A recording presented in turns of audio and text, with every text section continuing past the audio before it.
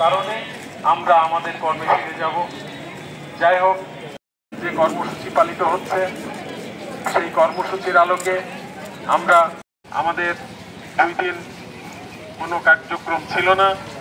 2রা December আমাদের 4 ঘন্টা কর্মবিরতি। সবাইকে অনুরোধ করব, আমরা অত্যন্ত তারা সবাই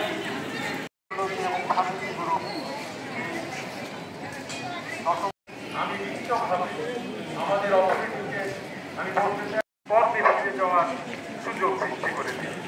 কারণ আমরা কোনো অবস্থাতে আমরা আমাদের কর্মবিরতিতে এই ধরনের কর্মবিরতি বিশেষ করে স্বাস্থ্যসেবার ক্ষেত্রে এটা আমরা পারলাম না, কারণ এটা আমাদের সাথে। তাই আমি আমাদের প্রার্থনা করছি।